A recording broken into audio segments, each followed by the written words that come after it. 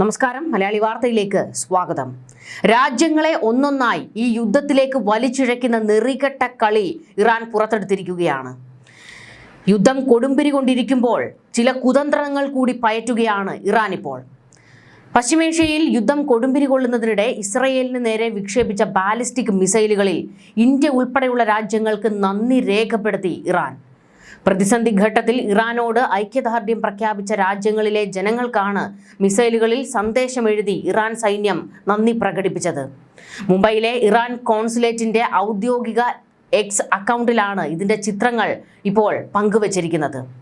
വലിയൊരു ചതിയുടെ മുഖം കൂടി ഇപ്പോൾ ഇറാൻ പുറത്തെടുക്കുകയാണ്.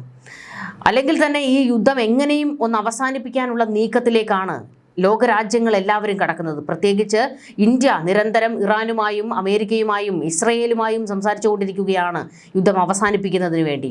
അതിനിടയിലാണ് കുത്തിത്തിരിപ്പ് പണികളുമായി ഇറാൻ ഇപ്പോൾ രംഗത്തേക്ക് വന്നിരിക്കുന്നത്. ഇന്ത്യൻ ജനതയ്ക്ക് നന്ദി എന്നാണ് ഒരു മിസൈലിൽ എഴുതിയിരിക്കുന്നത്. ഇന്ത്യക്ക് പുറമെ സ്പെയിൻ, പാകിസ്ഥാൻ, ജർമ്മനി തുടങ്ങിയ രാജ്യങ്ങളിലെ ജനങ്ങൾക്കും സമാനമായ രീതിയിൽ നന്ദി അറിയിച്ചുകൊണ്ടുള്ള കുറിപ്പുകൾ മറ്റു മിസൈലുകളിലുമുണ്ട്. ഇറാൻ എയ്റോസ്പേസ് ഫോഴ്സിലെ ഉദ്യോഗസ്ഥർ മിസൈലുകൾ വിക്ഷേപിക്കുന്നതിന് തൊട്ടു മുൻപായി അവയിൽ മാർക്കറുകൾ ഉപയോഗിച്ച് സ്വന്തം കൈപ്പടയിൽ സന്ദേശങ്ങൾ എഴുതുന്നതിൻ്റെ വീഡിയോ സമൂഹ മാധ്യമങ്ങളിൽ വ്യാപകമായി പ്രചരിക്കുന്നുണ്ട്. വിക്ഷേപണ തറയിൽ വെച്ചാണ് ഉദ്യോഗസ്ഥർ ഈ കുറിപ്പുകൾ എഴുതി ചേർക്കുന്നത്. US ഇസ്രയേൽ സംയുക്ത നീക്കമായ ഓപ്പറേഷൻ എപിക് ഫ്യൂറി തുടരുന്നതിനിടെയാണ് ഇസ്രയേലിന് നേരെ ഇറാൻ വീണ്ടും മിസൈൽ ആക്രമണം ശക്തമാക്കിയിരിക്കുന്നത്. ഈ ഒരു മിസൈലിലാണ് ഇന്ത്യക്കും ഇന്ത്യയിലെ ജനങ്ങൾക്കും നന്ദി എന്നൊക്കെ പറഞ്ഞുകൊണ്ട് എഴുതി ആ മിസൈലാണ് ഇസ്രയേലിലേക്ക് തൊടുത്തിരിക്കുന്നത്. ഈ യുദ്ധത്തിലേക്ക് മറ്റ് രാജ്യങ്ങളെ കൂടി വലിച്ചിഴയ്ക്കുന്ന ഒരു നിലപാടാണ് ഇറാൻ സ്വീകരിക്കുന്നത്. നമുക്ക് ഇറാനുമായും അമേരിക്കയുമായും ഇസ്രയേലുമായിട്ടൊക്കെ നല്ല നയതന്ത്ര ബന്ധമുള്ള രാജ്യമാണ് ഇന്ത്യ. നമ്മളെല്ലാവരോടും നയതന്ത്ര ബന്ധം മികച്ച രീതിയിൽ കൊണ്ടുപോകാൻ ശ്രമിക്കുന്ന രാജ്യവുമാണ്. എന്നാൽ അതിനിടയിൽ വെറുപ്പുണ്ടാക്കുന്നതിന് വേണ്ടിയിട്ടുള്ള കളികളാണ് ഈ പറയുന്ന ഇറാൻ ഇപ്പോൾ പുറത്തെടുത്തിരിക്കുന്നത്. ഇറാന് കൃത്യമായി അറിയാം ഇസ്രയേലും ഇന്ത്യയും തമ്മിലുള്ള ബന്ധം, ആ ബന്ധത്തിൻ്റെ ആഴം. അതുപോലെ തന്നെയാണ് ഇറാനുമായും നയതന്ത്രപരമായി നല്ല ബന്ധമാണ് കാത്തു സൂക്ഷിക്കുന്നത്. ഇതിനിടയിൽ ഇറാന്റെ ഒരു കപ്പൽ കൊച്ചിയിൽ അടുപ്പിക്കുന്നതിന് ഇന്ത്യ അനുമതി കൊടുത്തിരുന്നു. ആ ഒരു വിഷയത്തിൽ അമേരിക്ക ഇടഞ്ഞു നിൽക്കുകയായിരുന്നു. എന്നാൽ നമ്മൾ അതിനൊന്നും വലിയ വക വെച്ചു കൊടുത്തില്ല എന്നുള്ളതാണ്. കാരണം രാജ്യങ്ങളുമായി നയതന്ത്ര ബന്ധം പുലർത്തുന്നതിൽ ഒരു വിള്ളൽ വീഴാതിരിക്കാൻ എപ്പോഴും ശ്രദ്ധിക്കുകയും ചെയ്യുന്നുണ്ട്. ഇതിനിടയിലാണ് ഇത്തരത്തിലുള്ള ചില നീക്കങ്ങൾ ഇറാന്റെ ഭാഗത്ത് നിന്ന് ഉണ്ടാകുന്നത്. യുദ്ധം അവസാനിപ്പിക്കണം, സമാധാനമാണ് ആവശ്യം എന്നുള്ള നിലപാടിലാണ് ഇന്ത്യ നിൽക്കുന്നത്. ഇസ്രയേലുമായി ഈ വിഷയത്തിൽ പ്രധാനമന്ത്രി ബെഞ്ചമിൻ നെതന്യാഹുവുമായിട്ട് നരേന്ദ്രമോദി നിരന്തരം സംസാരിക്കുകയും വിദേശകാര്യമന്ത്രി എസ് ജയശങ്കർ സംസാരിക്കുകയും ചെയ്യുന്നുണ്ട്. ഇറാനുമായിട്ടും വിദേശകാര്യമന്ത്രി എസ് ജയശങ്കർ സംസാരിക്കുന്നുണ്ട്. ഇതിനിടയിൽ മറ്റൊരു വശവും കൂടി നമ്മൾ നോക്കേണ്ടത്, ഈ യുദ്ധത്തിനിടയിലും ചില വിട്ടുവീഴ്ചകൾക്ക് രാജ്യങ്ങൾ തയ്യാറായിരുന്നു. ഹോർമുസ് പൂട്ടിക്കെട്ടിയപ്പോൾ അവിടെ ഇന്ത്യയുടെ കപ്പലുകളും പെട്ടുപോയിരുന്നു. അതിനിടയിൽ ഇന്ത്യൻ കപ്പലുകൾ പുറത്തേക്ക് പോകാൻ ഇറാൻ അനുമതിയൊക്കെ കൊടുത്തിരുന്നു. അപ്പോൾ അതും അമേരിക്ക ഇങ്ങനെ വീക്ഷിച്ചു കൊണ്ടിരിക്കുകയാണ്. ഇരു രാജ്യങ്ങളും തമ്മിലുള്ള ഈ ഒരു ബന്ധം ഇങ്ങനെ വീക്ഷിച്ചു കൊണ്ടിരിക്കുകയാണ്. അതിനിടയിലാണ് ഇപ്പോൾ ഒരു മിസൈലിൽ ഇന്ത്യക്ക് നന്ദി എന്ന് പറഞ്ഞുകൊണ്ട് ആ ഒരു മിസൈൽ ഇസ്രയേലിലേക്ക് ഇറാൻ തൊടുത്തിരിക്കുന്നത്. ഇതൊക്കെ രാജ്യങ്ങൾ തമ്മിലുള്ള ബന്ധങ്ങളിൽ വിള്ളൽ വീഴ്ത്തുന്നതാണ്. ഈ വിഷയത്തിൽ ഇതുവരെ ഇന്ത്യ പ്രതികരിച്ചിട്ടില്ല. പക്ഷേ ഇപ്പോൾ ആ വീഡിയോ വൻ വൈറലായി മാറിക്കൊണ്ടിരിക്കുകയാണ്. ഇപ്പോഴും ഹോർമുസിൽ നമ്മുടെ കപ്പലുകൾ കുടുങ്ങിക്കിടക്കുകയാണ്. അതിന് പുറത്തേക്ക് വരാനുള്ള ഒരു വഴി ഒരുങ്ങുകയാണ്. വിദേശകാര്യമന്ത്രി എസ് ജയശങ്കർ അതിനു വേണ്ടിയിട്ടുള്ള സംസാരങ്ങളാണ് ഇറാൻ പ്രസിഡന്റ് മസൂദ് പെസഷ്കിയാനുമായിട്ട് നടത്തുന്നത്. ഇതിനിടയിൽ പാകിസ്ഥാനിൽ വെച്ച് ചില മധ്യസ്ഥ ചർച്ചകളൊക്കെ നടക്കുന്നുണ്ട് എന്നുള്ള ചില വിവരങ്ങൾ പുറത്തേക്ക് വരുന്നുണ്ട്.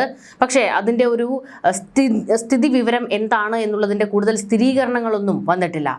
യുദ്ധം എത്രയും പെട്ടെന്ന് അവസാനിപ്പിക്കുന്ന ഒരു നീക്കത്തിലേക്ക് രാജ്യങ്ങൾ കടക്കണം എന്നുള്ള ആവശ്യമാണ് ഇന്ത്യ മുന്നോട്ട് വയ്ക്കുന്നത്. കാരണം ലോകരാജ്യങ്ങളെ ഈ യുദ്ധം ബാധിച്ചു തുടങ്ങിയിട്ടുണ്ട്. വലിയ തോതിലാണ് നമുക്കും ഇത് തിരിച്ചടിയായി മാറിക്കൊണ്ടിരിക്കുന്നത്. അതുകൊണ്ട് തന്നെ എത്രയും പെട്ടെന്ന് യുദ്ധം അവസാനിപ്പിക്കണം എന്നുള്ള പക്ഷമാണ് ഇന്ത്യ സ്വീകരിച്ചിരിക്കുന്നത്. ഇതിനിടെ ഇറാന് നേരെ വലിയ വിമർശനങ്ങളാണ് അമേരിക്കൻ പ്രസിഡന്റ് ഡൊണാൾഡ് ട്രംപ് നടത്തിക്കൊണ്ടിരിക്കുന്നത്. ഇറാന്റെ പുതിയ പരമോന്നത നേതാവ് മുജ്തബ ഖമനേയിയെ കുറിച്ച് ഗുരുതരവും വിവാദപരവുമായ ചില പ്രസ്താവനകളാണ് ഡൊണാൾഡ് ട്രംപ് നടത്തിയത്. മുജ്തബ ഖമനേയി സ്വവർഗാനുരാഗിയാണെന്ന് CIA ഉൾപ്പെടെയുള്ള രഹസ്യാന്വേഷണ ഏജൻസികൾ തനിക്ക് വിവരം നൽകിയതായിട്ടാണ് ട്രംപിന്റെ ഇപ്പോഴത്തെ അവകാശവാദം. ഒരു തരത്തിലുമുള്ള തെളിവുകളും നിരത്താതെയാണ് ട്രംപിന്റെ ഈ ഒരു പ്രസ്താവന. ഫെബ്രുവരി 28 ആരംഭിച്ച US-ഇസ്രയേൽ സംയുക്ത സൈനിക നീക്കത്തിൽ മുൻ പരമോന്നത നേതാവ് ആയത്തുള്ള അലി ഖമനേയി കൊല്ലപ്പെട്ടതിനെ തുടർന്നായിരുന്നു മുജ്തബ ഖമനേയി അധികാരമേറ്റെടുത്തത്. ഇതിന് പിന്നാലെയാണ് ട്രംപിന്റെ ഈ ഒരു പുതിയ പരാമർശം. രാജ്യാന്തര മാധ്യമത്തിന് നൽകിയ പ്രത്യേക അഭിമുഖത്തിലാണ് ട്രംപ് ഇക്കാര്യം വെളിപ്പെടുത്തിയത്. രാജ്യത്തെ പ്രമുഖ വിദേശ രഹസ്യാന്വേഷണ ഏജൻസിയായ CIA ഇത്തരം വിവരങ്ങൾ കൈമാറിയിട്ടുണ്ടോ എന്ന ചോദ്യത്തിന് അവർ അങ്ങനെ പറഞ്ഞു, പക്ഷേ അതവർ മാത്രമല്ല പറയുന്നത് എന്നായിരുന്നു ട്രംപിന്റെ മറുപടി. ധാരാളം ആളുകൾ ഇക്കാര്യം പറയുന്നുണ്ടെന്ന് കൂട്ടിച്ചേർത്ത ട്രംപ് പുതിയ നേതാവിന് ഇറാനിൽ ഇതൊരു മോശം തുടക്കം നൽകുമെന്നും വ്യക്തമാക്കി. സ്വവർഗരതിക്ക് വധശിക്ഷ വരെ ലഭിക്കാവുന്ന കടുത്ത നിയമങ്ങൾ നിലനിൽക്കുന്ന ഇറാനിൽ പുതിയ നേതാവിനെതിരെയുള്ള ഇത്തരം ആരോപണങ്ങൾ വലിയ പ്രത്യാഘാതങ്ങൾ ഉണ്ടാക്കുമെന്ന് ട്രംപ് പറഞ്ഞു. ആയത്തുള്ള അലി ഖമനേയിക്ക് തന്റെ മകൻ രാജ്യം നയിക്കാൻ യോഗ്യനാണോ എന്ന കാര്യത്തിൽ ആശങ്കയുണ്ടായിരുന്നതായി ഇന്റലിജൻസ് റിപ്പോർട്ടുകൾ സൂചിപ്പിക്കുന്നുണ്ടെന്നും ട്രംപ് അവകാശപ്പെട്ടു. നിലവിൽ യുദ്ധം രൂക്ഷമായിക്കൊണ്ടിരിക്കെ ഇറാന്റെ നേതൃത്വത്തെ പ്രതിരോധത്തിലാക്കാനാണ് ട്രംപ് ഇത്തരം ഒരു നീക്കം നടത്തുന്നത് എന്നാണ് രാഷ്ട്രീയ നിരീക്ഷകരുടെ വിലയിരുത്തൽ. ആക്രമണ സമയത്ത് പിതാവിനൊപ്പം ഉണ്ടായിരുന്ന മുജ്തബ തലനാരിഴയ്ക്കാണ് രക്ഷപ്പെട്ടതെന്ന് വിശ്വസിക്കപ്പെടുന്നുണ്ടെങ്കിലും അധികാരമേറ്റെടുത്ത ശേഷം അദ്ദേഹം ഇതുവരെ പൊതുവേദികളിലൊന്നും പ്രത്യക്ഷപ്പെട്ടിട്ടില്ല.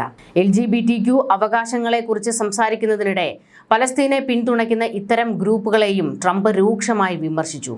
അതേസമയം മുൻ റിപ്പബ്ലിക്കൻ സ്ഥാനാർത്ഥികളെ അപേക്ഷിച്ച് തനിക്ക് LGBTQ വോട്ടർമാർക്കിടയിൽ വലിയ പിന്തുണയുണ്ടെന്നും തന്റെ പ്രചാരണ പരിപാടികളിലെ സംഗീതം ഉൾപ്പെടെ ഇതിന് കാരണമായിട്ടുണ്ടെന്നും ട്രംപ് അവകാശപ്പെട്ടു. ട്രംപിന്റെ പരാമർശങ്ങളോട് ഇറാൻ ഇതുവരെ ഔദ്യോഗികമായി പ്രതികരിച്ചിട്ടില്ല. ഇവിടെ കാണേണ്ട ഒരു വസ്തുത, ഇതുവരെ മുജ്തബ ഖമനേയി ഒരു പൊതുവേദിയിൽ പ്രത്യക്ഷപ്പെട്ടിട്ടില്ല എന്നുള്ളതാണ്. ആയത്തുള്ള അലി ഖമനേയിയുടെ മരണാനന്തര ചടങ്ങുകൾ കഴിഞ്ഞപ്പോഴും പള്ളിയിൽ പ്രത്യേക പ്രാർത്ഥനയൊക്കെ നടന്നപ്പോഴും അവിടെ ഒന്നും ഈ പറയുന്ന മുജ്തബ എത്തിയിരുന്നില്ല. ഇടയ്ക്കൊരു വാർത്ത കേട്ടിരുന്നു, മുജ്തബ അതിക്രൂരമായി ആക്രമിക്കപ്പെട്ട് ആശുപത്രിയിലാണെന്നും, അല്ല റഷ്യയിലെ ഒരു ആശുപത്രിയിലാണെന്നും മോസ്കോയിൽ ഉണ്ട് എന്നൊക്കെ ഒരു വാർത്ത കേട്ടിരുന്നു. റഷ്യയാണ് പിന്തുണ കൊടുക്കുന്നത് എന്നൊക്കെയുള്ള ചില വിവരങ്ങൾ പുറത്തു വന്നിരുന്നു. എന്നാൽ ഇതിനൊന്നും സ്ഥിരീകരണമില്ല. അതൊന്നും അതിനെക്കുറിച്ച് വ്യക്തമാക്കാനോ അല്ലെങ്കിൽ മുജ്തബയെക്കുറിച്ചൊന്നും പറയാനോ ഇറാൻ ഇതുവരെ തയ്യാറായിട്ടില്ല. മുജ്തബ ഖമനേയിയെ ആയത്തുള്ള അലി ഖമനേയിയുടെ പകരക്കാരനായി പ്രഖ്യാപിച്ചു എന്നുള്ളതല്ലാതെ പരമോന്നത നേതാവിൻ്റെ ആ ഒരു പവർ മുജ്തബയ്ക്കില്ല എന്നുള്ളതാണ് വ്യക്തമാകുന്നത്. കാരണം മറ്റ് പലരുമാണ് ഇപ്പോൾ നേതൃനിരയിലുള്ള, പ്രത്യേകിച്ച് ഇറാൻ റവല്യൂഷണറി ഗാർഡിലെ നേതൃനിരയിലുള്ളവരാണ് ഭരണം മുഴുവൻ കൈയാളുന്നത്. അവരാണ് തീരുമാനിക്കുന്നത്. അവരുടെ വായിൽ നിന്നാണ് ഇന്ന് ലോകം ഞെട്ടുന്ന ഒരു വിവരം പുറത്തേക്ക് വന്നത്. അതായത് അണ്വായുധം ഞങ്ങൾ ഉണ്ടാക്കും എന്നുള്ളത്. രാജ്യത്തിൻ്റെ നിലനിൽപ്പിന് അണ്വായുധം ഉണ്ടാക്കുക തന്നെ ചെയ്യണം എന്നുള്ള ഒരു വലിയ ആഹ്വാനം ഇന്ന് മുഴങ്ങിക്കേട്ടു. അത് വലിയൊരു ഭീതിയോടെയാണ് ലോകം കേട്ടത്. എന്തായാലും ഒരയവുമില്ലാതെ യുദ്ധം മുന്നോട്ട് പോകുകയാണ്. എത്രയും പെട്ടെന്ന് ഈ യുദ്ധം അവസാനിപ്പിക്കാൻ ലോകരാജ്യങ്ങൾ മുൻകൈയെടുക്കുകയാണ്. ന്യൂസ് ഡെസ്ക് മലയാളി വാർത്ത.